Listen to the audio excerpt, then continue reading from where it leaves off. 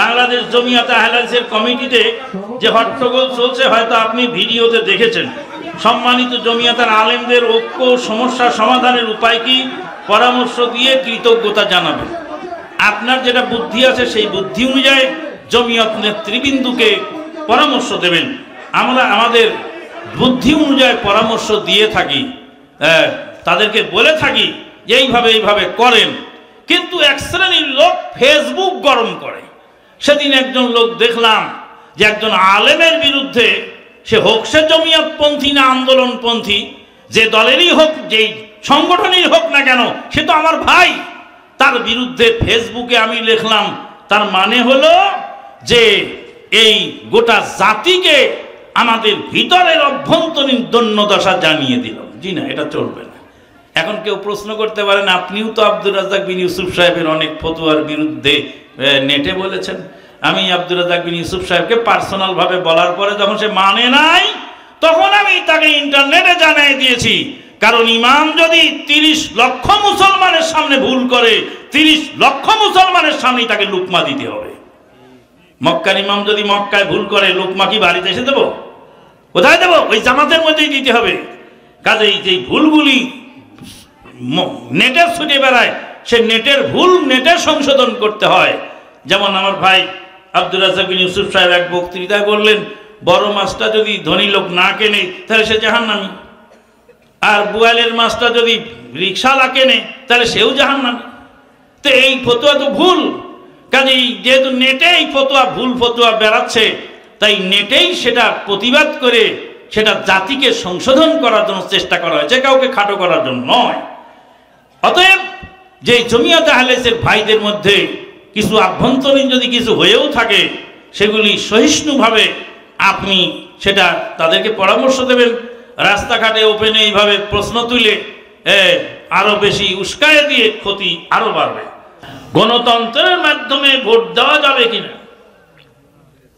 গণতন্ত্রের দাবি হলো যার সংখ্যায় লোক বেশি তারটা ঠিক, আর যার সংখ্যা লোক কম তারটা বেঠিক। বাংলাদেশের চোরচুট্টা বেশি না ভালো মানুষ বেশি? তো গণতন্ত্রের নির্বাচনের চোরচুট্টারাই নির্বাচিত হবে, ভালো মানুষ নির্বাচিত হবে না। কারণ চোর কোনদিন চাবে না যে ইসলামকে ক্ষমতায় বসিয়ে আমার হাতটা কাটা যাক। জমি কট বা বন্দুক রেখে নামাজ হজ অন্যান্য ইবাদত করলে কি সেই ব্যক্তির ইবাদত মহান আল্লাহ কাছে কবুল হবে? একটু সহিহ হাদিসের আলোকে বুঝিয়ে বলবো। জমি যদি কট রাখে আর যদি টাকা ওরকমই থাকে, 10 বছর 20 বছর শুধু ফসল খেয়ে যাবে, টাকা ফেরত না সময় পুরো টাকা ফেরত নিবে, তাহলে এটা অরিজিনাল সুদ। এটা কি অরিজিনাল সুদ? কাজেই জমি বন্ধক রাখতে হলে এমন সিস্টেম করতে হবে যে বছরে বছরে জমির ভাড়া বাবদ কিছু টাকা কর্তন হবে। কিছু টাকা কি হবে? কর্তন হবে। 50,000 টাকা বন্দুক রেখেছে, প্রতি বছরে যদি 5,000 করে কাটে, তাহলে 50,000 কাটতে কয় বছর লাগবে? 10 বছর। 10 বছর পরে অটোমেটিকলি জমিওয়ালার কাছে জমি ফেরত আসবে, যদি ফেরত না নেয়। কোন ইসলামী দলের নেতারা বলে যে ইসলামী দল সহিহ হাদিসের আলোকে বুঝিয়ে বলবেন। যারা গণতন্ত্রকে বিশ্বাস করে তারা নিজেদেরকে ইসলামী দল বলে। গণতন্ত্রের সঙ্গে ইসলাম ফার ডিফারেন্স। কারণ আল্লাহ বলছেন কালিলুম মিন ইবাদিয়াশ শাকুর, শুকুর গুজার বান্দা কম। আল্লাহ অন্য আয়াতে বলেন ইন তুতি আকসারা মান ফিল আরদি ইউদিল্লুকা আন সাবিলিল্লাহ, তোমরা যদি অধিকাংশের কথা শুনি গড্ডালিকা প্রবাহে গা ভাসাও তাহলে তোমাদেরকে বিভ্রান্ত করবে। নাপাক পানি যে 50,000 বার উজু করলে যেমন উজু হয় না, অনুরূপভাবে অন ইসলামিক তরিকা ইসলাম কায়েম হতে পারে না। আমাদের দেশে যে গণতন্ত্রের নির্বাচন হয়, এই নির্বাচন তো রসুলের পদ্ধতিতে হয় না। তাহলে আমরা কি এই গণতন্ত্র পদ্ধতি ভোট দিতে পারবো? সহিহ হাদিসের আলোকে বলেন। আপনিই বলেন রসুলের পদ্ধতিতে হয় না, তা আপনি ভোট দিবেন কি না দিবেন আপনার ব্যাপার। জমি কট বা বন্দুক এটা তো বলা হয়ে গেছে। আমি বিবাহিত, আমার বাবার সুদের সঙ্গে জড়িত আছেন, তাহলে আমি কি আমার বাবার সাথে এক হাঁড়িতে খাবার খেতে পারবো? সহিহ হাদিসের আলোকে বুঝবো। আপনি যেদিন থেকে সাবালক হয়ে গেছেন সেদিন থেকে আপনি নিজের হিসাব মতো নিজে চলবেন, বাপের এই সুদের সঙ্গে আপনি জড়িত হবেন না। নাপিতকে ঘর ভাড়া দিয়ে ইবাদত করলে ইবাদত কি কবুল হবে? নাপিতকে ঘর ভাড়া দিয়ে ইবাদত করলে ইবাদত কবুল হবে যদি নাপিত আপনার ঘরে দাড়ি কামানোর কাজ না করে। নাপিতকে ঘর ভাড়া দেওয়ার সময় নাপিত অন্য জায়গায় ঘর ভাড়া দিলে ঘর ভাড়া 5,000, তোমাকে 4,000 টাকায় দেবো, 1,000 কম, কিন্তু আমার এই ঘরের মধ্যে দাড়ি কামানোর কাজ করতে পারবে না। আব্দুর রাজ্জাক বিন ইউসুফ সাহেবকে অনেক লোক গালিগালাজ করলো, তো বললাম যে আব্দুর রাজ্জাক বিন ইউসুফ সাহেব বলছেন নাপিতকে ঘর ভাড়া দেওয়া যাবে না। বললাম যে আব্দুর রাজ্জাক বিন ইউসুফের বাপ দাদার কথা এটা নয়, এটা সৌদি আরবের গ্র্যান্ড মুফতি শাইখ বিন বাজ রাহিমাহুল্লাহ বলছেন যেই কাজ হারাম সেই কাজে ঘর ভাড়া দেওয়া হারাম। বিড়ি বেচার জন্য ঘর ভাড়া দেওয়া কি হারাম? আমাদেরও 2-1টা ঘর আছে, আমরা বলে দিয়েছি হারাম মাল এখানে বেচা যাবে না। যদি হারাম মাল বেচো তাহলে তোমাকে আমি ঘর থাকতে দেব না। যারা বাড়ি ভাড়া দিয়ে ভাত খান তাদেরকে বলি, বাড়ি ভাড়া দেওয়ার সময় ভালো মানুষ দেখে দেবেন। 1,000 টাকা ভাড়া কম হোক তাও ভালো মানুষ দেখে দেবেন। ভালো মানুষ দেখে ভাড়া দেবেন। 1,000 টাকা কম, বছরে 12,000 টাকা কম।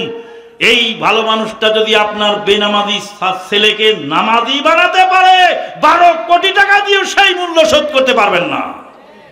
আর 1,000 টাকা বেশি পেয়ে হিরোইনসিকে ভাড়া দিলেন, হিরোইনসি আপনার ছেলেকে হিরোইন খাওয়া শিখালো, 12 কোটি টাকা দিয়েও এই ঋণ শোধ হবে না।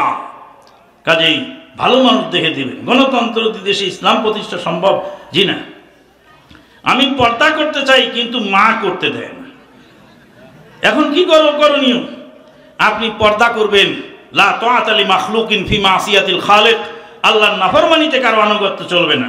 আগামী নির্বাচন ইসলামকে প্রতিষ্ঠা নিয়তে বাংলাদেশে ইসলামী দলগুলিতে ভোট দেওয়া যাবে। ইসলামী দলের নেতারা মন্দিরে গিয়ে বলছে যে পূজার রোজা একই, পূজার রোজা একই, 6% ভোটের লোভে এই যে ওখানে গিয়ে বলে আসলো কথাটা, এই 6% যদি ওখানে পেয়েও যায়, কিন্তু 90% মুসলমানের 90% ভোটের মধ্যে অর্ধেক ভোটও যদি এই কারণে হারায় তাহলে 45% কমে গেল।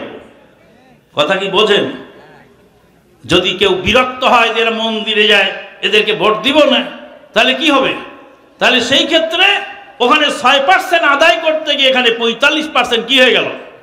কমে গেল। টিভি পুনর্চালুর ফোরাম, পিস টিভি দর্শক ফোরাম, এরকম একটা নাম দিয়ে 80 লক্ষ মুসলমান যদি একত্রে হতো তাহলে অবশ্যই পিস টিভি আবার চালু করা সম্ভব হতো। কিন্তু 80 লক্ষ থাকার 80 কোটি থাক, যদি ঐক্যবদ্ধ সাংগঠনিক মজবুতি না থাকে তাহলে বিচ্ছিন্ন জনগোষ্ঠী দিয়ে তেমন কোনো উপকার হয় না। ডাক্তার জাকির নায়েক স্যারকে বললাম, স্যার বাংলাদেশে আপনাকে যেতে হবে। রাজশাহী নওদাপাড়া তাবলিগি ইজতেমা ডক্টর আসাদুল্লাহ গালিব স্যারের নেতৃত্বে চলে, ওখানে আপনাকে যেতে হবে। বললেন প্রেক্ষাপট ভালো হলে আমি অবশ্যই যাব ইনশাআল্লাহ। ডাক্তার জাকির নায়েক স্যার ওয়াদা করলেন, বহুবার আসার চেষ্টা করেছেন, এক শ্রেণীর কানা মোল্লার জন্য দেশে আসা সম্ভব হয় না। ডাক্তার জাকির নায়েক স্যারের আসার আনাগুলা শুনে এক মোল্লা ওয়াদের মধ্যে হুঙ্কার দিয়ে বলল, ডাক্তার জাকির নায়েক যদি ঢাকা এয়ারপোর্টে নামে তো এয়ারপোর্ট ঘেরাও করব। এয়ারপোর্ট কি করবে? ঘেরাও করবে। সেই বক্তার মামাতো বোন, মনের দুঃখে মামাতো বোন বললাম, সেই বক্তার মামাতো বোন, তার নাম সানি লিওন। নাম জানেন? আমি নাম জানি না, তবে শুনেছি সানি লিওন নামক কোন নষ্টা মহিলা দেশে এসেছিল, কিন্তু সেই বক্তা টু শব্দ করে নেই। তো ডাক্তার জাকির নায়েক স্যার কি সানি লিওনের চেয়ে খারাপ? নাউজুবিল্লাহ মিন যালিক। হ্যাঁ, ডাক্তার জাকির নায়েক ওর তাবিজের ব্যবসায় লালবাতি জ্বালিয়েছে, ওর ধর্ম ব্যবসায় লালবাতি জ্বালিয়েছে, যার ফলে আজকে ডাক্তার জাকির নায়েকের মতো বিশ্ববরেণ্য স্কলার যেটা এই দেশে আসা সম্ভব হচ্ছে না। বন্ধুগণ, দেশের প্রেক্ষাপট চেঞ্জ করতে হলে 2টি কর্মসূচি হাতে নিতে হবে। আমার আলোচ্য বিষয়ে যুব সমাজ, যুব সমাজকে ধ্বংস করার জন্য কয়টা মারণাস্ত্র? 1 নম্বর মারণাস্ত্র হলো মাদক দ্রব্য, 2 নম্বর হলো নারী সহশিক্ষা, 3 নম্বর হলো ইন্টারনেট, 4 নম্বর সৎ বন্ধু। আর 5 নাম্বার হলো অসহিষ্ণু রাজনীতি। অসহিষ্ণু রাজনীতিতে আজকে দেশের মানুষ ঝালা পালা। এক নেতা নাকি গেছে এক এলাকায়, জনগণকে বলছে, বাবারা তোমার এই এলাকা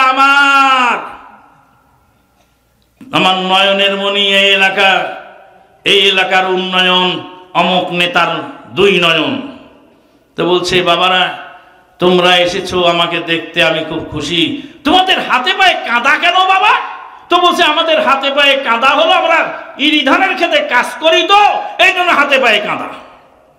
বলছে, আগামী নির্বাচনে আমাকে জয়যুক্ত করো, তাহলে আমি তোমাদের রাস্তাঘাট টাইলস করে দেব, তোমাদের ইরি ধানের ক্ষেতগুলো টাইলস করে দেব, আর ইরি ধান লাগাবা, কোনোদিন গায়ে হাতে কাঁদা লাগবে না। বলবেন, ও হুজুর এরকম নেতাও কি দেশে আছে নাকি? হ্যাঁ আছে তো। যখন সাভারের রানা প্লাজা ধসে পড়ল, তখন তদানীন্তনকালের একজন মন্ত্রী বললেন যে হরতালকারীরা ধাক্কা মেরে ফেলে দিয়েছে। এরকম কাণ্ডজ্ঞানহীন যদি ওই নেতা বলতে পারে, তাহলে এরকম নেতা এদেশে অভাব নেই। ও বন্ধু, ও যুবক, এই রাজনীতির পিছনে দৌড়াও, তোমার রক্ত ঢেলে দিয়েছ। তাই তো কবি বলছেন, তুমি মুসলমানের ছেলে, কার লাগিয়া জীবন দিলে রক্ত দিলে ঢেলে, জীবন দিলে রক্ত দিলে কার লাগিয়া কোন সে দলে। প্রশ্ন তোমার ইসলামী দল ঐক্য কেন নয়? তাই বলে কি চাইবে তুমি বাতিলের বিজয়? তুমি মুসলমানের ছেলে, কার লাগিয়া জীবন দিলে রক্ত দিলে ঢেলে। ও যুবক, তোমার প্রতিটি রক্ত আল্লাহর দেওয়া আমানত। তুমি তো সালাহুদ্দিন আইয়ুবীর উত্তরসূরি। ও যুবক, তুমি তো হানজালা রাদিয়াল্লাহু তাআলা আনহুর উত্তরসূরি। ও যুবক, তুমি তো এই আবু দুজানা রাদিয়াল্লাহু তাআলা আনহুর উত্তরসূরি। আল্লাহ নবী উহুদের যুদ্ধের ময়দানে সব লাশগুলি জমা করছিলেন। একটি লাশ খুলে দেখলেন, লাশের গায়ে এত তীরে ক্ষত বিক্ষত হয়েছে, তীরের আঘাতে লাশ ক্ষত বিক্ষত হয়ে আছে। 86টা তীর একজন সাহাবীর গায়ে বিদ্ধ হয়েছিল। কত তীর? 86। আল্লাহর নবী লাশখানা দেখে কান্নায় ভেঙে পড়লেন। এই সাহাবী নাম ছিল তার আবু দুজানা। কি নাম? আবু দুজানা। আল্লাহর নবী বললেন, আবু দুজানার লাশের এই দুর্গতি কেন? আবু দুজানার লাশ ক্ষত বিক্ষত হয়েছে কেন? সাহাবায়ে কেরামগণ বলেন, ইয়া রাসূলুল্লাহ, আবু দুজানা ছিলেন আপনার পাশে যুদ্ধের ময়দানে। কাফেররা যেদিক থেকে তীর মারে, সেই দিক থেকে আবু দুজানা তার শরীর দিয়ে তীরগুলি ঠেকায় দেয়। যতগুলি তীর আপনার গায়ে মারার জন্য কাফেররা নিক্ষেপ করেছিল, সবগুলি তীর আবু দুজানা ধরে নিয়েছিলেন। কোন তীর বুকে ধরেছে, কোন তীর পাঁজরে ধরেছে, কোন তীর হাতে ধরেছে, কোন তীর পায়ে ধরেছে। সবগুলি তীর আবু দুজানা নিজের গা দিয়ে ঠেকিয়েছে। এই জন্য 86টা তীরের দাগ আবু দুজানার গায়ে। আর একজন যুবক নাম তার হানজালা রাদিয়াল্লাহু তাআলা আনহু যুদ্ধের ময়দানে শহীদ হয়ে গেলেন। যুদ্ধের ময়দানে উহুদের প্রান্তে চলে আসছে একজন মহিলা বুরকা পরা। আল্লাহর নবীর দৃষ্টি আকর্ষণ করলেন, নবী কাছে গেলেন, জিজ্ঞেস করলেন, মহিলা তুমি কে, তুমি কি বলতে চাও? বলে, ইয়া রাসূলুল্লাহ, আমি হলাম হানজালার স্ত্রী, আপনার যুবক সাহাবী। বাসর মিলন করেছেন আমার স্বামী, যুদ্ধের ডঙ্কা বেজে গেছে, যুদ্ধের ময়দানে চলে গেছে, ফরজ গোসলের সময় পায় নাই। যুদ্ধের ময়দানে শহীদ হয়ে গেলে তাদের যেমন গোসল দেওয়া হয় না, গোসল দেওয়া হয় না, আমার স্বামীকে গোসল দিতে হবে, কারণ ফরজ গোসল তার বাকি ছিল। আল্লাহ নবী লাশ খুঁজতেছেন, লাশ তো নাই। 70 জন সাহাবী শহীদ হয়েছেন, 69খানা লাশ আছে, একখানা লাশ পাওয়া যায় না। হানজালার লাশ কোথায় গেল খোঁজো, পাহাড় পর্বত সব খুঁজে কোথাও পাওয়া যায় নাই। আল্লাহ নবী আসমানের দিকে তাকালেন, আসমানের নিচে জমিনের উপরে মেঘের পানি দিয়ে ফেরেশতা মণ্ডলী এই সান্দালা রাদিয়াল্লাহু তাআলা লাশের গোসল দিচ্ছিলেন। আজকে যদি এরকম যুবক হয়, যুব শক্তি যদি ইসলামের পক্ষে থাকে, তাহলে ইসলামী সমাজ গড়া খুবই সহজ হয়ে যায়। আল্লাহ কবুল করুন, আল্লাহুম্মা আমিন। ঐতিহ্যবাহী ঐতিহাসিক হলুদ ঘর দারুস সুন্নাহ সালাফিয়া মাদ্রাসা 89তম বার্ষিক ওয়াজ মাহফিল। আজকের এই মাহফিলে বহুদিন পরে যে আল্লাহ পাক তৌফিক দিলেন হাজির হওয়ার, তারই বারগাহে শুকরিয়া আলহামদুলিল্লাহ। এই মাহফিলটা হলো ঐতিহাসিক মাহফিল, ঐতিহ্যবাহী মাহফিল। দেশের বরেণ্য আলেমে দ্বীন অধিকাংশই এখানে হাজির হয়েছেন। এখানে যার বাড়িতে আমরা খাওয়া দাওয়া করলাম, ওনার নাম হলো তসির উদ্দিন প্রামাণিক হাজী সাহেব, হাজী তসির হাজী নামে পরিচিত। বাংলাদেশ জমিয়াতে আহলে হাদিসের প্রেসিডেন্ট জনাব ডক্টর আব্দুল বারী রাহিমাহুল্লাহ, তিনি ছিলেন তার একান্ত ক্লোজ। এখানে উনি আসতেন এবং আতিথেয়তা গ্রহণ করতেন। তসির উদ্দিন হাজী সাহেবের নাতি আমাদের দিনী ভাই জনাব ইয়াদ আলী। হলুদ ঘর ওই পাড়ায় আব্দুল খালেক ভাই এবং তার ছোট ভাই লুৎফুর রহমান। শেখ পাড়ার প্রোগ্রামের যিনি সভাপতি থাকতেন প্রফেসর হাবিবুর রহমান তালুকদার রাহিমাহুল্লাহ। অনেক মানুষ পৃথিবী থেকে চলে গেছেন। আব্দুল খালেক ভাই যখন আসলেন তখন বললাম যে আসার সিরিয়াল আছে, যাওয়ার সিরিয়াল নেই। আব্দুল খালেক ভাই পৃথিবীতে আগে এসেছেন, লুৎফর ভাই এসেছেন পরে, কিন্তু যাওয়ার সময় লুৎফর ভাইয়ের সিরিয়াল কি হয়ে গেল? আগে হয়ে গেল।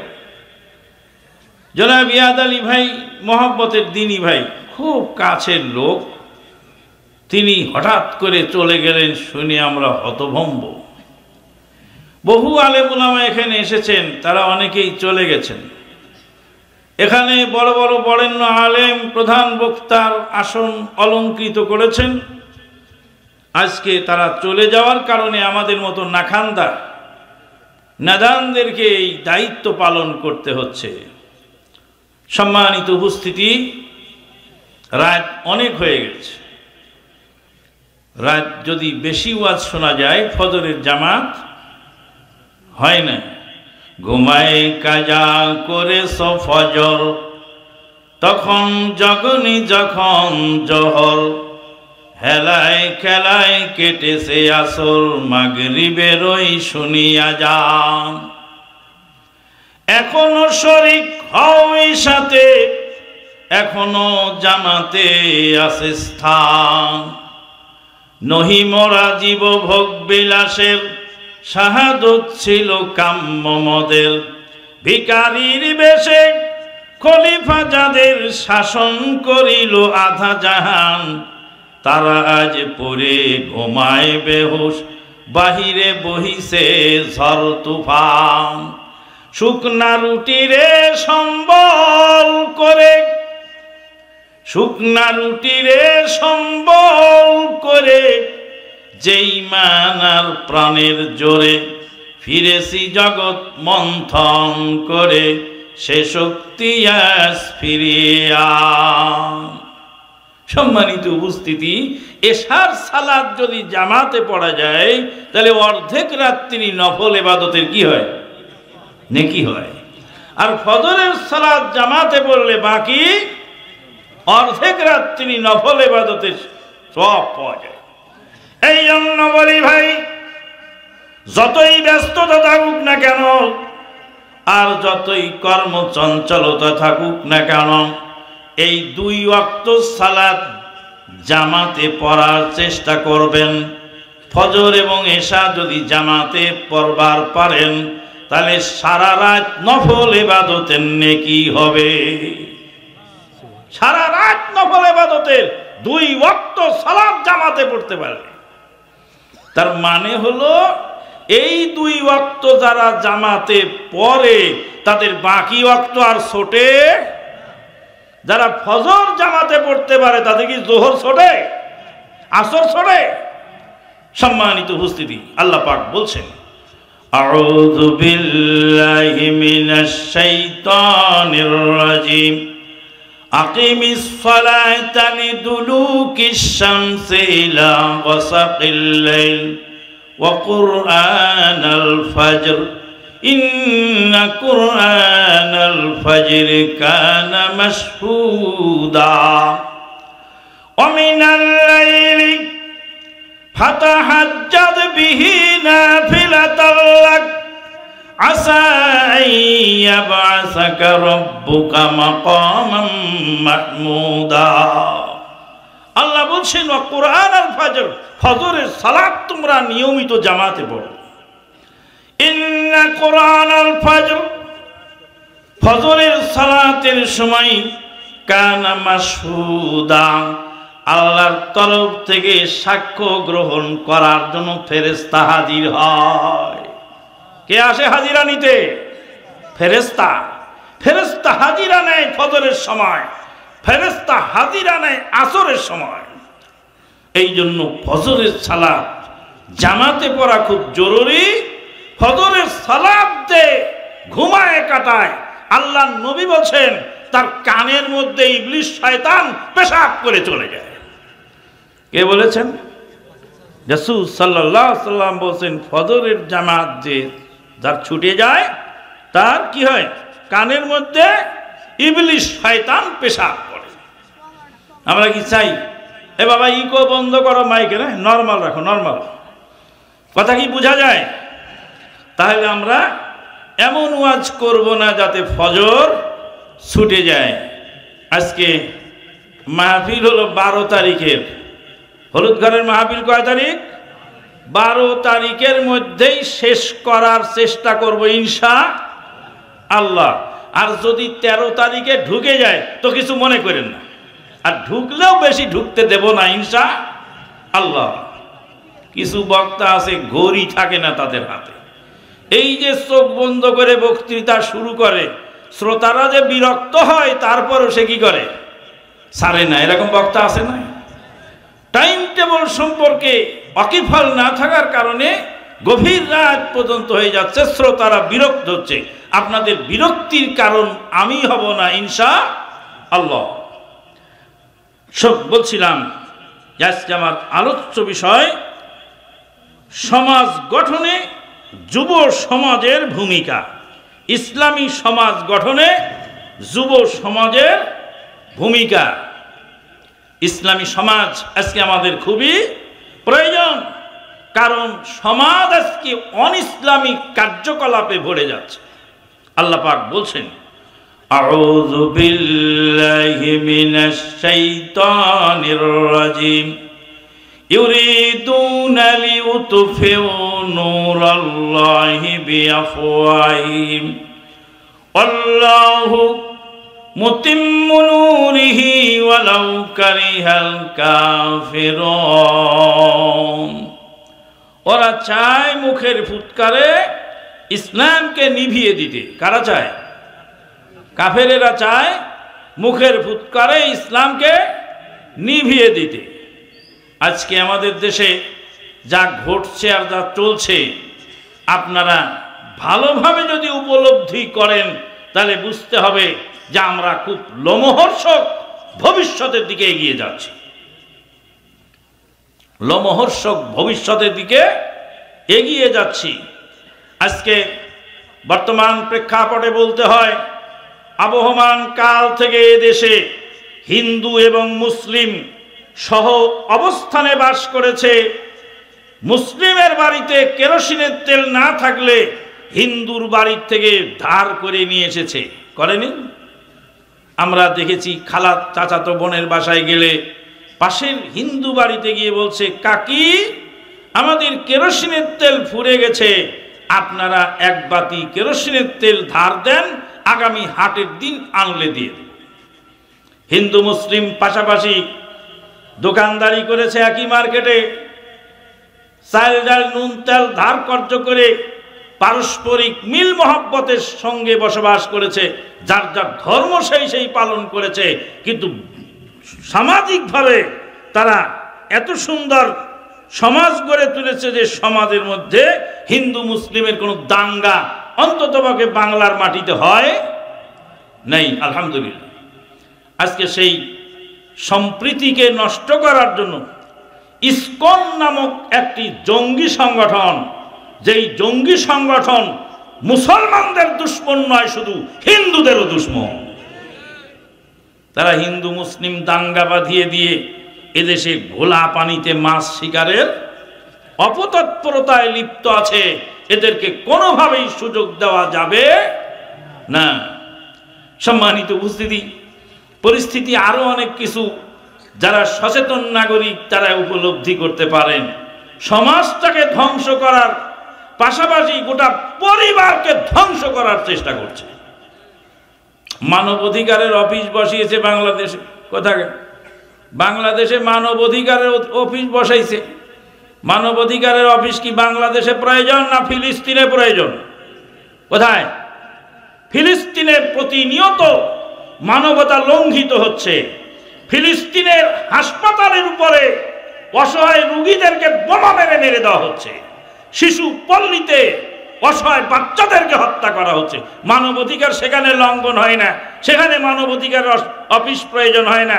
মানবাধিকার অফিস বাংলাদেশে প্রয়োজন। বাংলাদেশের মানবাধিকার যথেষ্ট আছে আলহামদুলিল্লাহ।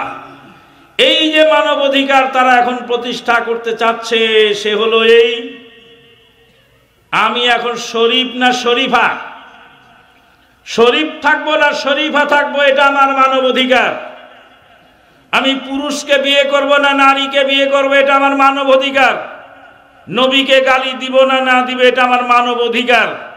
এই মানবাধিকারের নামে বস্তা পচা যত রীতিনীতি আছে সমস্ত রীতিনীতি এদেশে চাপিয়ে দিয়ে এদেশের যুব সমাজকে ধ্বংস করে, এদেশের পরিবারকে ধ্বংস করে, বিবাহের প্রয়োজন নাই, বিবাহ বিচ্ছেদ হবে, পুরুষে পুরুষে বিয়ে হবে, এদেশে আর পরিবারের প্রয়োজন হবে না। এরা মুসলিমেরা করছে, সেটা আমাদের উপরে চাপিয়ে দেওয়ার চেষ্টা চলছে। আল্লাহ পাক তাই বলছেন যে ওরা চায় ইসলামকে মুছিয়ে দিতে, নিভিয়ে দিতে। আর ইসলামকে নিভিয়ে মুছিয়ে দেওয়ার জন্য 3 শ্রেণীর লোককে টার্গেট করেছে। কয় শ্রেণীর? আউযু বিল্লাহি মিনাশ শাইতানির রাজিম। ইউরিদুনা লিইউতফিউ নূরাল্লাহি বিআফওয়াহিহিম ওয়াল্লাহু মুতিম্মু নূরিহি ওয়ালাউ কারিহাল কাফিরুন। তারা ইসলামকে নিভিয়ে দিতে চায়। ইসলামকে নিভাবার জন্য 3 শ্রেণীর লোককে টার্গেট করেছে। এক শ্রেণী হলো নারী জাতি। কাদেরকে? নারী জাতি। কথা বলবেন আমার সাথে, না হলে বুঝবো যে আপনি ঘুমিয়ে গেছেন। নারী জাতিকে রাস্তায় বের করে ঘর থেকে বেহায়াপনায় নামাতে পারলে গোটা মুসলিম জাতিকে ধ্বংস করতে সময় লাগবে না। কারণ নারী জাতি হলো মানুষ তৈরির কারখানা।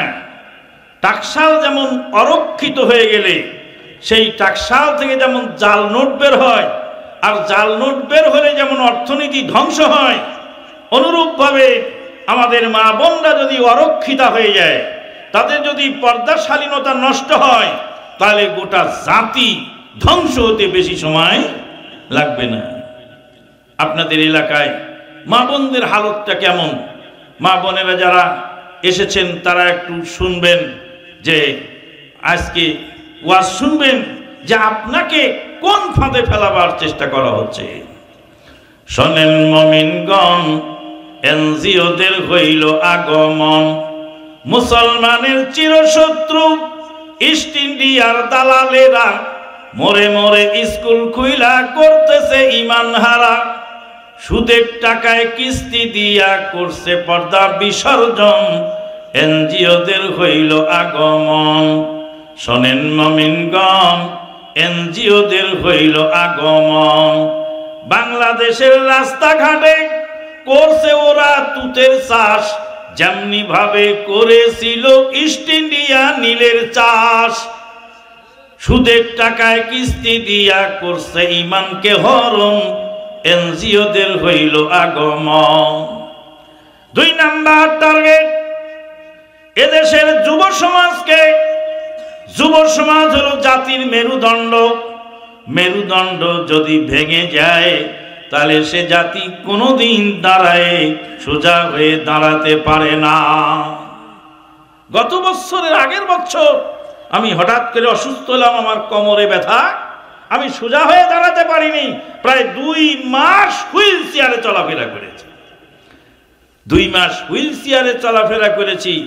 যার মেরুদণ্ড সোজা হয় না সে সোজা হয়ে দাঁড়াতে পারে না। আর এই যুব সমাজ হলো আমাদের কি জাতির মেরুদণ্ড। যুব সমাজকে ধ্বংস করার জন্য 5টি মারণাস্ত্র ফিট করেছে। কয়টি? 5টি মারণাস্ত্র ফিট করে গোটা যুব সমাজকে ধ্বংস করার অপতৎপরতায় লিপ্ত আছে। 1 নাম্বার ষড়যন্ত্র হলো মাদক দ্রব্য। মাদক দ্রব্যের মাধ্যমে গোটা যুব সমাজকে ধ্বংস করার জন্য অমুসলিমেরা নীল নকশা গায়ে দিয়েছে। মাদকের মাধ্যমে হাজার হাজার যুবক তাদের জীবন যৌবন সব কিছু ধ্বংসের দ্বার প্রান্তে নিয়ে যাচ্ছে। মাদক দ্রব্য আপনার এলাকায় আছে তো নাকি? আছে, সব জায়গাতেই আছে মাদক। মাদকের নীল দংশনে এ বাবা একটু আওয়াজ কমায় রাখলে, আর না যেটা রিফ্লেক্স করতে ওটা বন্ধ করে দাও, কোথায় বাড়ি খাচ্ছে যেটা ওটা বন্ধ করে দাও। সমাজের মাদক দ্রব্যের মাধ্যমে অগণিত যুবকদের জীবন যৌবন সব সর্বনাশ করছে। আল্লাহর নবী বলেছেন উম্মুল খাবায়েস, মাদক দ্রব্য হলো পৃথিবীর সব পাপ কাজের মূল।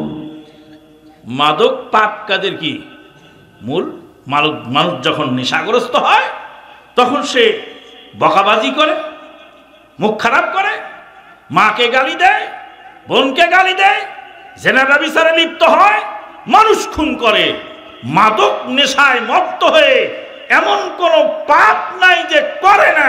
মাদকটা হলো পৃথিবীর সবচেয়ে ভয়াবহ পাপ। এই জন্য আল্লাহ পাক বলেন ইন্নামাল খামরু ওয়াল মাইসিরু ওয়াল আনসাবু ওয়াল আজলাম রিজসুম ফাজতানিবুহু লাআল্লাকুম তুফলিহুন। কেবলমাত্র খামর বলা হয় মাদক দ্রব্য। খামর মাদক দ্রব্যকে কেন বলা হয়? মায়ু খাম্মারু বিহিল উকুল, যেটার মাধ্যমে মানুষের বিবেককে ঢেকে ফেলানো হয়। অমিনহুল খিমার, মহিলাদের মাথার ওড়নার নাম হলো খিমার, লিআন্নাহু ইউখাম্মিরুর রাস, মাথা ঢাকে ওড়না দিয়ে। এই মাথা ঢাকার কারণে ওড়নার নাম হলো খিমার। মানুষের বিবেককে ঢেকে ফেলে মাদক দ্রব্যের কারণে, এই জন্য তার নাম হলো খামর। ইন্নামাল খামরু ওয়াল মাইসিরু ওয়াল আনসাবু ওয়াল আজলাম।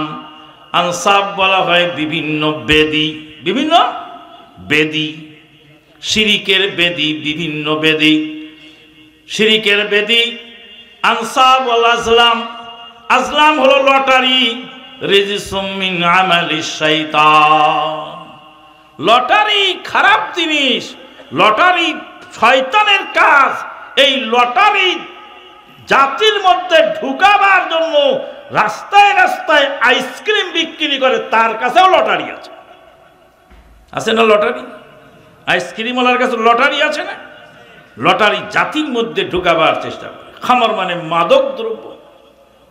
ইন্নামাল খামরু ওয়াল মাইসিরু, জুয়া, ওয়াল আনসাব, বিভিন্ন বেদি, ওয়াল আজলাম, লটারি, রিজসুম মিন আমালিশ শাইতান, এটা হলো নাপাক জিনিস, পাপের কাজ, শয়তানের কাজ।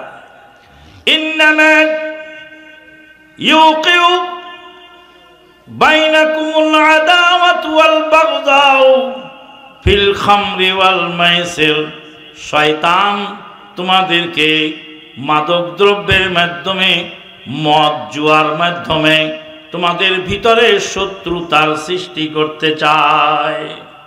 সম্মানিত উপস্থিতি, আজকে মাদকের কারণে হাজার হাজার যুবক অ্যাডিক্টেড হয়ে গেছে। মাদক দেশে ছয়লাভ, মাদকের প্রভাব খুব জটিল ও কঠিন।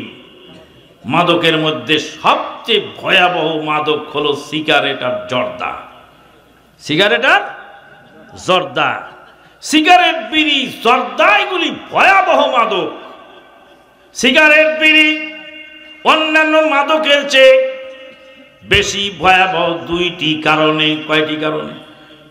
এক নাম্বার কারণ হলো মদখোরের লজ্জা আছে গোপনে খায়, গাঁজাখোরের লজ্জা আছে আড়ালে খায়, হিরোইনের লজ্জা আছে ঝোপের মধ্যে খায়, আর আপনার ইয়াবাখোরের লজ্জা আছে ঘরের কোনায় খায়। সিগারেট, বিড়ি, জর্দা খাওয়া লোকের লজ্জার বালাই না। যাদের লজ্জা নাই তাদের ঈমানও ওয়াল হায়াউ শুবাতুম মিনাল ঈমান। সিগারেট খাওয়া লোকের লজ্জা নাই, বিড়ি খাওয়া লোকের লজ্জা নাই, জর্দা খাওয়া লোকের লজ্জা নাই। এটা এক নাম্বার কারণ। দুই নাম্বার কারণ হলো গাঁজাখোর নিজের সর্বনাশ নিজে করে, মদখোর নিজের ক্ষতি নিজে করে, হিরোইন নিজের সর্বনাশ নিজে ডাকে, ইয়াবাখোর নিজের পায়ে নিজে কুড়াল মারে, সিগারেট, বিড়ি খাওয়া লোক নিজেও মরে, আশেপাশের 10-20 জনকে নিয়েও মরে। হ্যাঁ, সিগারেটের গন্ধে, এর ধোঁয়ায় নিজে তো মরে মরে, আশেপাশে যার নাকে যায় সবাইকে ক্ষতিগ্রস্ত করে। একদিন এক চাচা দেখছি সিগারেট টানছে, রূপগঞ্জ, নারায়ণগঞ্জ জেলার রূপগঞ্জ আব্দুর রাজ্জাক বিন ইউসুফ সাহেবের জামিয়া সালাফিয়ার রূপগঞ্জ বীরহাটাবর পাশে যে বুড়া চাচা সিগারেট টানছে। আমি বলছি, চাচা সিগারেটটা ফেলে দেন। তো বলছে যে যে যা খায় না তার মর্ম সে বোঝে না। মানে সিগারেটের মর্ম চাচা বুঝেছে, আমি বুঝি না। চাচাকে বললাম, চাচা সিগারেটের মর্ম তো ভালোই বুঝেছেন, জুতার বাড়ির মর্ম বোঝেন নাই। এবার জুতা দিয়ে বাড়ি দিলে জুতার বাড়ির মর্ম বুঝবেন। আর একজন বলছেন, মুরব্বী মানুষকে এমন কথা বলেন কেন? বললাম, মুরব্বী মানুষের ঘাড়ে ইবলিশ শয়তান সওয়ার হয়েছে। ইবলিশ শয়তানকে বলেছি, মুরব্বীকে বলি না। মুরব্বীকে ধাক্কাতে ধাক্কাতে নিয়ে চলে যাচ্ছে লোকের, আর বলছে, ও বুড়ো, যেভাবে তুমি কথা বলো এই লোককে তুমি চেনো না, এর নাম আমানুল্লাহ মাদারি। এখন যদি আওয়াজ করে তোমাকে এই শীতল লক্ষার গাঙে চুবাবে। এদেশে হাজার হাজার যুবকেরা, সরো এখান থেকে। এ বাবা, ইকো বন্ধ করো, মাইকের ইকো নর্মাল রাখো। তোমার এত ভক্কর চক্কর গানের মজলিসে চলে। কথা যদি বাড়ি খায় শ্রোতা বুঝতে না পারে, তো এই কথার কোনো মূল্য আছে? আমার কথা কি বোঝা যায়? সম্মানিত উপস্থিতি, আজকে যুব সমাজকে ধ্বংসের জন্য, ধ্বংসের দ্বার প্রান্তে নিয়ে যাচ্ছে এই মাদক দ্রব্য নেশা। দুই নাম্বার, যুব সমাজকে ধ্বংস করার জন্য দুই নাম্বার হলো নারী সহশিক্ষা। নারী সহশিক্ষার কারণে, নারী সহশিক্ষার কারণে হাজার হাজার যুবক অল্প বয়সে ঝরে গেল। খুলনার রূপসা সেতুর উপরে বিকাল বেলা অনেক মানুষ জমা হয়েছে। কেউ বা চীনা বাদাম খাচ্ছে, কেউ বা ফুচকা খাচ্ছিল, কেউ বা চা খাচ্ছে, কেউ বা হাঁটাহাঁটি করছে। একজন যুবক রূপসা সেতুর উপরে নীরবে নিরিবিলি দাঁড়িয়ে আছে, কারোর সঙ্গে যোগাযোগ নেই, কোনো কথাবার্তা নেই। রূপসা সেতুর রেলিং ধরে কিছুক্ষণ চুপচাপ দাঁড়িয়ে রইল, কি যেন ভাবতেছিল। লোকেরা এদিকে ওদিকে যার যার কাজে ব্যস্ত আছে। হঠাৎ করে রূপসা সেতুর উপর থেকে লাফ দিয়ে রূপসা নদীর মধ্যে ঝুপ করে পড়ে গেল। লোকেরা বলল, কি হলো, ধরো ধরো। ধরো ধরো বলতে বলতে রূপসা সেতুর উপর থেকে লাফ দিয়ে রূপসা নদীতে পড়ে গেল। রূপসা নদীর স্রোতে চলে গেল লাশখানা পশর নদীর মোহনায়। পশর নদীর মোহনা থেকে এক ধাক্কায় বঙ্গোপসাগরের বিশাল পানির মধ্যে সলিল সমাধি হয়ে বিলীন হয়ে গেল চিরতরে। মা দুঃখিনী সন্তানের লাশটাও খুঁজে পেল না। পরে জানা গেল একজন নষ্টা মহিলার সঙ্গে তার পরিচয় ছিল। পরিচয়ের কারণে প্রেম বেঁধে উঠেছিল। তারপরে সেই নষ্টা মহিলা তাকে ছেড়ে চলে গেল। তাই তো সেই শোক সামলাইতে না পেরে আত্মহত্যা করলো। হাজার হাজার যুবক মনের ব্যথা নিয়ে ঘুমায়, হাজার হাজার যুবক আত্মহত্যার পথ বেছে নেয় এই নারী সহশিক্ষা পর্দাহীনতার কারণে। 14ই ফেব্রুয়ারি কি দিবস? ভালোবাসা দিবস, বিশ্ব ভালোবাসা, হ্যাপি ভ্যালেন্টাইন ডে। একজন সিএনজিওয়ালার সিএনজিতে আমি উঠলাম 14ই ফেব্রুয়ারি। সিএনজিওয়ালার স্টিয়ারিং এর সঙ্গে একটি গোলাপ ফুল স্কচ টেপ দিয়ে আটকানো আছে। জিজ্ঞেস করলাম, যুবক এটা কি? বলে এটা গোলাপ ফুল। গোলাপ ফুল? বলে আঙ্কেল আপনি কি গোলাপ ফুল চেনেন না? বললাম চিনি তো গোলাপ ফুল।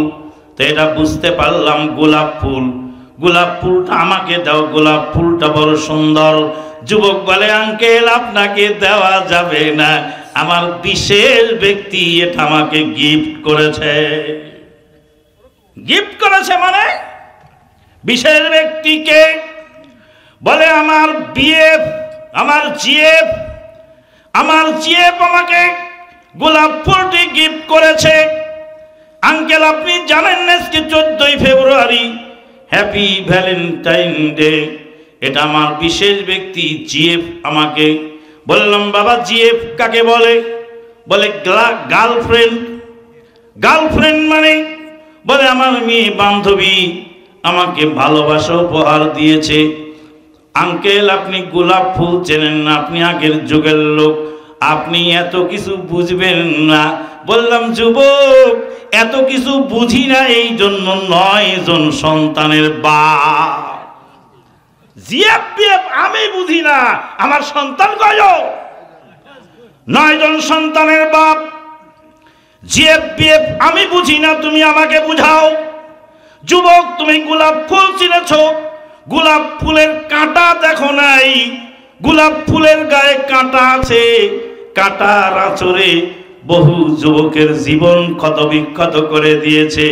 গোলাপ ফুল দেখে পাগল হয়ে যেই নষ্টা মহিলার হাত থেকে গোলাপ ফুল নিয়ে প্রেমের টানে সেই মহিলাকে নিয়ে ঘর বাঁধলে, বাপ মাকে পর করে দিয়ে তোমার জীবন চালাবার জন্য সুখী হবার চেষ্টা করলে, যেই অসতী মহিলা রাতের অন্ধকারে বাপ মা আত্মীয় স্বজন সবাইকে ফেলে বুকে ফ্লাইং কিক মেরে, বাপের মুখে বুকে ফ্লাইং কিক মেরে, মায়ের মুখে স্তন কালি মেখে, বংশের মুখে গোবর গুলায় ঢেলে রাতের অন্ধকারে তোমার হাত ধরে পালিয়ে যায়, ওই মহিলা যদি আরেকজন ধনী লোকের দুলালের সঙ্গে ভালোবাসা জমে ওঠে, তোমার মতো বন্ধুকে বুকে ফ্লাইং কিক মেরে ডাস্টবিনে ফেলতে এক মুহূর্তে দেরি হবে না। কথা কি বোঝা যায়? যুবক তুমি গোলাপ ফুল দেখেছ, গোলাপ ফুলের কাঁটা দেখো নাই? 1450 বছর পূর্বে নবী সাল্লাল্লাহু আলাইহি ওয়াসাল্লাম বলেন, ইয়া মাশারাশ শাবাবে মান ইসতাতা মিনকুমুল বাআ, হে যুবকেরা তোমাদের মধ্যে যাদের ভরণ পোষণ করার ক্ষমতা আছে, ফালিয়াতাজাওয়াজ তোমরা বিবাহ করো, ফাইন্নাহু আকাদ্দু লিল বাসারে ওয়া আহসানু লিল ফারাজ, বিবাহ করলে চক্ষু নিম্নগামী হয় আর নিজের ইজ্জত হেফাজত হয়ে যায়। ওয়ামান লাম ইয়াস্তাতি, বিয়ে করার ক্ষমতা যার নাই, ফালাইহি বিসসাওম, তোমরা সাওম পালন করো, ফাইন্নাহু লাহু ওয়াজা, সাওম পালনটাই হলো তার যৌন ক্ষমতা দুর্বলকারী বিধান। আল্লাহর নবী বলেন, ইন্নী তারাকতু বাদি, ইন্নী মা তারাকতু বাদি আদাররা আলার রিসালি জালি মিন ফিতনাতিন নিসা, আমার উম্মতেরা শুনে রাখো, নারী জাতির ফিতনার চেয়ে ভয়াবহ ফিতনা আমার উম্মতের জন্য আমি রেখে গেলাম না। কথা কি বোঝা যায়? ইউসুফ আলাইহিস সালামকে জেল খাটিয়েছিল কে? কোন নারী না পুরুষ? নারী কারে কান্দাও, একটু জাগরণী গাইলে কি মন খারাপ হবে? নারী কারে কান্দাও, কারে হাসাও, কারে জুগাও মন। নারী কারে কান্দাও, কারে হাসাও, কারে জুগাও মন। নারী জাতি পুলবতী, মুখে বলে ভালোবাসি, অন্তরে তার গরল রাখি চাতুরিয়া মন। নারী কারে কান্দাও, কারে হাসাও, কারে জুগাও মন। শুধু নারীদেরকে বললে হবে নাকি?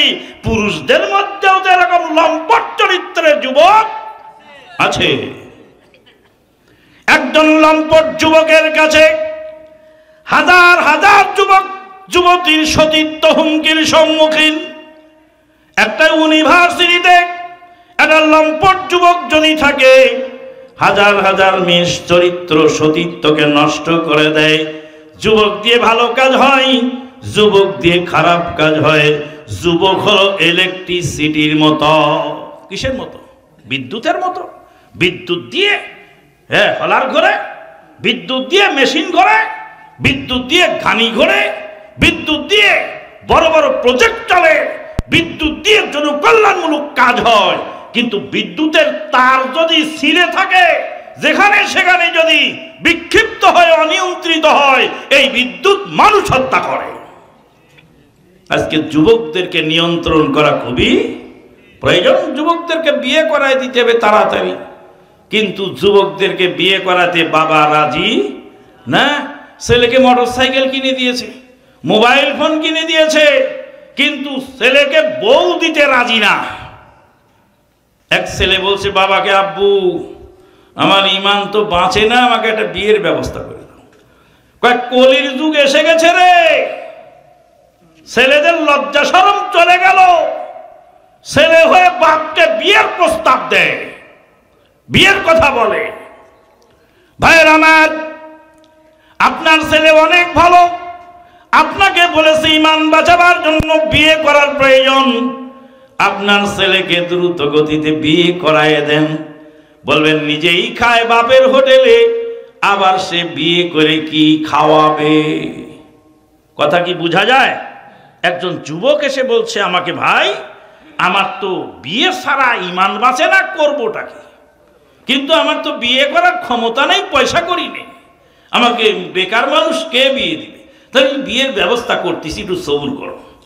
ছেলের মাকে গিয়ে, বাবা নাই, মাকে বিয়ে বললাম আপনার ছেলেকে বিয়ে দিয়ে দিন, বিয়ে করায় দিন। কয় আমার ছেলেই তো আমার হোটেলে খায়, তো ওরে আবার বিয়ে করালে বউকে কি খাওয়াবে? তো বললাম আপনার ছেলে যদি 5 বছর চাকরি না পায়, তো আপনার ছেলেকে বসায় খাওয়াবেন না আপনি? কয় খাও। আলহামদুলিল্লাহ, আপনার ছেলের খাবারটাই আপনি দেন 5 বছর। মেয়ের বাবাকে গিয়ে বললাম তোমার মেয়ের একটা বিয়ের ব্যবস্থা করে দিন। কয় ছেলে কি করে? বললাম ছেলে ঘুরে বেড়ায় আর মাথা চুলকায়। কেন? বেকার ছেলের সঙ্গে মেয়ে বিয়ে দেব না, ও তো নিজেই খেতে পায় না, আমার মেয়েকে কি খাওয়াবে? বললাম শোনো, তোমার মেয়ের যদি 5 বছর বিয়ে না হয়, তো এই 5 বছর তুমি তোমার মেয়েকে খাওয়াবে না? খাওয়াবো। তো 5 বছরের খাবার তোমার জামাই বাড়িতে পৌঁছায় দাও। আর ছেলের বাপ মা তো ছেলেকে খাওয়াবে বলেছে 5 বছর, আর মেয়ের বাপ মেয়ের 5 বছর বিয়ে না হলে এই 5 বছর মেয়েকেও বসায় খাওয়াবে। তো বলে আমি 5 বছরের খাবার ছেলের বাড়িতে পাঠায় দাও। ছেলে আর মেয়ে দুইজন মিলে ওর বাপেরটা খাবে আর ওর মারটা খাবে, আর দুইজন মিলে সালাত আদায় করে আল্লাহর কাছে বলবে রব্বানা আতিনা ফিদ দুনিয়া হাসানা ওয়া ফিল আখিরাতি হাসানাতাও ওয়া কিনা আযাবান নার। 5 বছর লাগবে না, 5 মাসের মধ্যেই সমাধান হয়ে যাবে।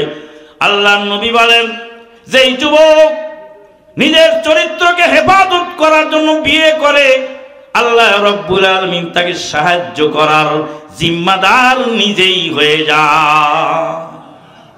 তাহলে বিয়ের ব্যবস্থা করে দেন। বিয়ের ব্যবস্থা হলে এখন কর্মের ব্যবস্থা হয়েছে, আলহামদুলিল্লাহ। সমাধান, সমস্যা না আসলে কি সমাধান হয়? আগে সমস্যা আসতে হবে, তারপরে সমাধানের চিন্তা। সমস্যা না থাকলে সমাধানের প্রশ্ন ওঠে না। ভাইয়ের আমার, আজকের যুবকদেরকে যথাযথ দ্রুত বিয়ে করাতে হবে। এক শ্রেণীর আলেম আছেন যারা বলছেন, যুবক বিয়ে করতে হলে তোমার ঘর লাগবে, বাড়ি লাগবে, বাথরুম লাগবে, মুসাফিরখানা লাগবে, মেহমানখানা লাগবে, পায়খানা লাগবে, অমুক লাগবে, তমক লাগবে, তারপরে তুমি বিয়ের চিন্তা করো। আল্লাহর নবী এক যুবকের বিয়ে পড়াচ্ছেন। যুবককে জিজ্ঞেস করলেন, মহারানা দাও। যুবক বলে, মহারানা দেওয়ার তো টাকা আমার নাই। আল্লাহর নবী বলেন, ভালো করে খুঁজে দেখো তোমার বাড়িতে একটা লোহার আংটি আছে নাকি। যুবক বলে, একটা লোহার আংটিও আমার বাড়িতে নাই। নবী বললেন, তুমি কি কোরআন জানো? যুবক বললেন, হ্যাঁ কোরআন জানি, অমুক অমুক সূরা জানি। আল্লাহর নবী বললেন, তোমার স্ত্রীকে এই সূরাগুলি শিক্ষা দিও, আর এরই বিনিময়ে মোহর ধার্য করে তোমার বিয়ে পড়িয়ে দিলাম। যেই যুবক নবীর কাছে বিয়ে করলেন, বুখারীর হাদিস, সেই যুবকের বাড়িতে লোহার আংটিও ছিল না। আল্লাহর নবী বললেন, না, লোহার আংটি নাই, মোহর দেওয়ার ক্ষমতা নাই, বিয়ে করে তোমার বউকে তুমি কি খাওয়াবে? নবী বিয়ে পড়ালেন, মোহর দেওয়ার মতো লোহার আংটিও নেই। নবী বললেন, তুমি কোরআনের সূরাগুলি তোমার বিবিকে শিখায়ে দিও, তাহলে এটাই তোমার মহারানা হবে। আমি এর বিনিময়ে তোমার সঙ্গে মেয়েটার বিয়ে দিয়ে দিলাম। বুখারীর এই হাদিস থেকে অনেকগুলি জিনিস জানা গেল। এক নাম্বার জিনিস জানা গেল, বিয়ে পড়াবে অভিভাবক। আল্লাহর নবী অভিভাবক হয়ে বিয়ে পড়ায় দিলেন, আর বললেন, বিয়ে দিয়ে দিলাম। আমাদের দেশে মেয়েদেরকে কবুল পড়ানো হয়, হাদিস সম্মত নয়। মেয়েদের কবুল পড়ানোর প্রয়োজন নাই। অভিভাবক বলবে, এত মোহরের বিনিময়ে আমার মেয়েকে তোমার সঙ্গে বিয়ে দিলাম। বিয়েকে পড়াবে ওয়ালি, অভিভাবক। মেয়ের কাছে বিয়ে পড়ানোর জন্য যাওয়া শরীয়ত সম্মত নয়। মেয়ের অনুমতি নেবে অভিভাবক, আর অভিভাবক ডাইরেক্ট বিয়ে পড়ায়। 2 নাম্বার, মহারানা বাকি রেখেও বিয়ে পড়ানো যায়। মহারানা বাকি রেখে বিয়ে পড়ানো যায়। নবী সাল্লাল্লাহু আলাইহি ওয়াসাল্লাম বিয়ে পড়ালেন নগদ, আর বাকি রইল কোরআন শিক্ষা। নবী বললেন, বিয়ের পরে তোমার বিবিকে কোরআন শিক্ষা দিও। কোরআন শিক্ষা কি নগদে না বাকিতে? নবী যদি বলতেন, আগে মহারানা পরিশোধ করো, আগে তোমার বউকে কোরআন শিখাও, তারপরে তোমার বিয়ে পড়াই, তো বিয়ে পড়ানোর আগে কি কোরআন শিখাতে পারতো? তাহলে বিয়ের আগেই কি হয়ে যেত? দুর্ঘটনা ঘটে যেত। এই জন্য নবী আগে বিয়ে পড়ালেন, আর বলেন কোরআন পরে শিখাই দিও। আমাদের দেশে অনেক মৌলবী আছে, হাদিসও পড়ে না, কোরআনও পড়ে না, বোঝেও না, বোঝার চেষ্টাও করে না। বলে মহারানা বাকি রেখে বিয়ে করলে জেনাকারীর কাঠ গড়াই উঠবে হাসরের মাঠে। নাউজুবিল্লাহ। নবী বিয়ে পড়ালেন, কিন্তু মহারানা কি থাকলো? বাকি থাকলো। হাদিসের এই অংশ থেকে বোঝা গেল, মসজিদে ইমামতি করে টাকা খাওয়া জায়েজ আছে। কোরআন শিখিয়ে, কোরআনের শিক্ষকতা করে, কোরআন পড়িয়ে টাকা নেওয়া যায়, ওয়াজ করে টাকা নেওয়া যায়, জমার খুতবা দিয়ে টাকা নেওয়া যায়। হাদিসের এই অংশতে বোঝা গেল, মহারানা যাওয়ার দরকার ছিল টাকা, টাকা মাফ হয়ে গেল কোরআন শিক্ষার কারণে। কোরআন শিক্ষা হয়ে গেল টাকার বিনিময়। টাকার আসনে মহারানা আসলো কি? কোরআন শিক্ষা। হাদিসের এই অংশ থেকে বোঝা গেল, যে যুবকের কিছুই নেই সেও বিয়ে করতে পারে। যুবকের যদি কিছু না থাকে তাহলে বিয়ে করতে পারে। বিয়ে করা যুবক শ্বশুরের বাড়িতে ঘর জামাইও থাকতে পারে। অনেক আলেম বলে, শ্বশুরের বাড়িতে বউ রাখলে কি করতে হবে? খাওয়ার খরচ দিতে হবে। ঘর জামাই ছিলেন একজন নবী। নাম কি সে নবীর? মুসা আলাইহিস সালাতু ওয়াস সালাম। মুসা আলাইহিস সালামের শ্বশুরের নাম কি ছিল? শুআয়ব আলাইহিস সালাম। শুআয়ব আলাইহিস সালামের বাড়িতে মুসা আলাইহিস সালাম 8 বছর ছাগলের রাখালি করলেন। শ্বশুরের বাড়িতে শ্বশুরের ছাগলের খামারে কাজ করলেন। শ্বশুরের যদি খামার থাকে, শ্বশুরের যদি ফ্যাক্টরি থাকে, শ্বশুরের যদি ক্ষেত খামার থাকে, তাহলে জামাই শ্বশুরের খামারে কাজ করতে পারে আর শ্বশুর বাড়িতেই থেকে দিন পার করতে পারে। এটা ঘর জামাই হওয়ার সুন্নত। কোন যুবকের যদি কিছু না থাকে আর শ্বশুরের যদি থাকে, শ্বশুর যদি যুবককে তার বাড়িতে ছেলে বানায় রাখে, নো প্রবলেম। কিন্তু কে এই কাজ করে? এরকম ভালো মানুষ দুনিয়াতে কয়জন আছে যে গরিব জামাইকে স্টাবলিশ করবে? গরিব জামাইকে স্টাবলিশ শ্বশুর ইচ্ছা করলে করতে পারে। ভাইরা আমার, যুবকদেরকে ধ্বংস করার জন্য 3 নম্বর মারণাস্ত্র ইন্টারনেট। ইন্টারনেট বড় জরুরি জিনিস। পানি যেমন জরুরি জিনিস, পানি ছাড়া মানুষ বাঁচে না, কিন্তু পানির বন্যায় মানুষ ডুবে মরে যায়। ইন্টারনেট জরুরি জিনিস। ইন্টারনেটের মাধ্যমে দুনিয়ার অনেক কাজ সমাধান হয়ে যায়, কিন্তু ইন্টারনেটের কারণে অসংখ্য যুবক যুবতী ধ্বংসের দ্বার প্রান্তে পৌঁছে যায়। 4 নাম্বার হলো অসৎ সঙ্গ, অসৎ বন্ধু বান্ধব। ক্বালা কারিনুহু রব্বানা মা আতগাইতুহু ওয়ালাকিন কানা ফি যালালিম মুবিন যালালিম বাঈদ।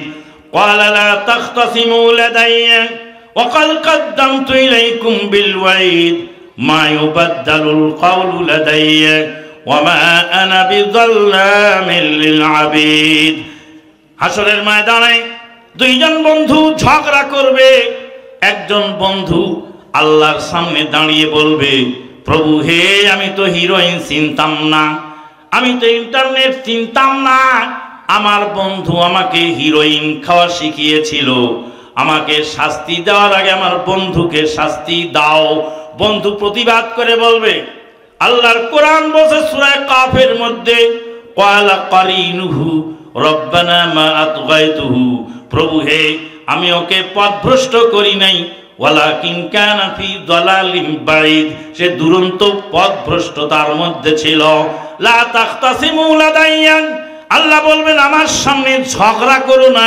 ওয়া ক্বাদ কদ্দামতু ইলাইকুম বিল ওয়াঈদ, তোমাদেরকে আগে সতর্ক বাণী জানিয়েছিলাম, তোমরা সতর্ক হও না।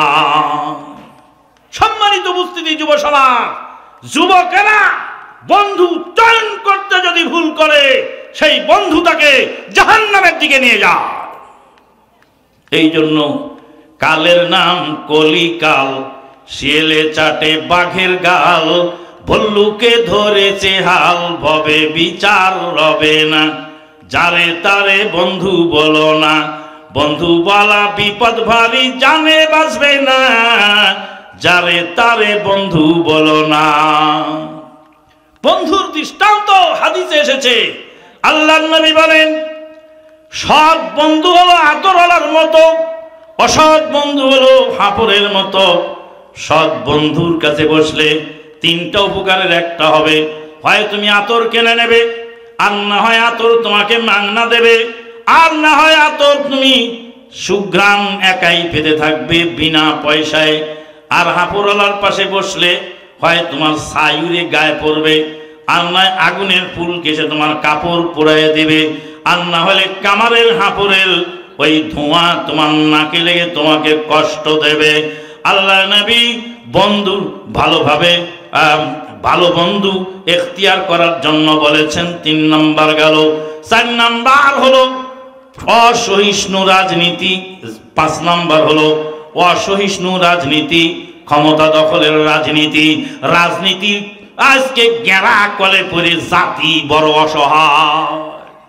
বিরাট একটা অর্জন আমরা পেয়েছিলাম, স্বৈরাচার চলে গেল, দেশ মুক্ত হয়ে গেল, বিরাট একটা সম্ভাবনাময় পরিস্থিতির মধ্যে আমরা এলাম, কিন্তু এক শ্রেণীর রাজনৈতিক নেতাদের, স্বার্থান্বেষী নেতাদের কারণে আজকে দেশের এই দুর্গতির দিকে দেশ চলে যাচ্ছে। বিগত সরকারের আমলে ডাক্তার জাকির নায়েক উইথেল হয়ে রয়েছে। ভারত পার্শ্ববর্তী রাষ্ট্রের সরকার তার বিরুদ্ধে মামলা করেছেন, তিনি নির্বাসিত হয়ে আছেন। ডাক্তার জাকির নায়েক স্যারের সঙ্গে মালয়েশিয়া সফরে দেখা করলাম তার বাড়িতে, পুত্রাজায়া শহরে তার বাসা। পুত্রাজায়ার মসজিদে গিয়ে এশার সালাত কি মাগরিব সালাত পড়লাম, মনে নেই আমার একজাক্টলি, এশা বা মাগরিব পড়লাম। ডাক্তার জাকির নায়েক স্যার আমার ডান পাশে আর আমি তার বাম পাশে, ওনার বাম পা আমার ডান পা একসঙ্গে মিলায়ে সালাত আদায় করার পরে সালাম ফিরিয়ে বললেন, আমান চলেন আমার বাসায়। বললাম, হ্যাঁ আপনার বাসায় যাওয়ার জন্যই তো এসেছি, দুটা কথা বলবো। আমার সঙ্গে তিনজন সফর সঙ্গী ছিলেন, তিনি বললেন একজন বাসার মধ্যে ঢুকবে আর দুইজন ওয়েটিং রুমে ওয়েট করবে, তিনজনকে ঢোকার এলাও নাই। আমি বললাম একজনকেই নেব, দুইজন বাইরে বসে থাকবে। কিন্তু স্যার আমার একটা আবেদন, যেই দুইজন আমার সঙ্গে এসেছে বাইরে বসে থাকবে, বিদায়ের সময় অন্তত পক্ষে তাদেরকে মুসাফা করার সুযোগ দেবেন, কারণ আপনার সঙ্গে মুসাফা করার জন্য তারা এসেছে। প্রায় ঘন্টাখানেক বাড়ির মধ্যে কথা হলো। বললাম, স্যার আমাদেরকে ক্ষমা করে দিয়েন। বললে, কথা বলছেন কেন?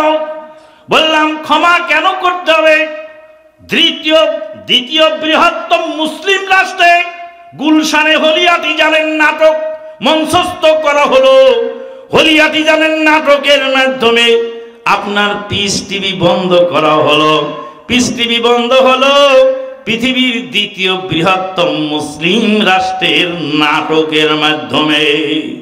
এই জন্য জাতি হিসাবে আপনার কাছে আমার অপরাধী, ক্ষমা করে দিবেন। ডাক্তার জাকির নায়েক বললেন, আমান তুমি জানো না বাংলাদেশের মাটিতে ৮০ লক্ষ আমার ফলোয়ার্স আছে, যেটা আমার হোমল্যান্ড ভারতেও না। বাংলাদেশে কত লক্ষ followers? ৮০ lakh, ৮ million, ৮ million followers ডাক্তার জাকির নায়েকের দেশে আছে। কিন্তু ডাক্তার জাকির নায়েকের পক্ষে, পিস টিভির পক্ষে কিছুই করা সম্ভব হয় না। কারণ কি? ৮ লক্ষ ফলোয়ার্স কেন, ৮ কোটি ফলোয়ার যদি থাকে, যদি তাদের সংগঠিত না হয়, অসংগঠিত কোটি কোটি লোক দিয়ে কাজ হয় না।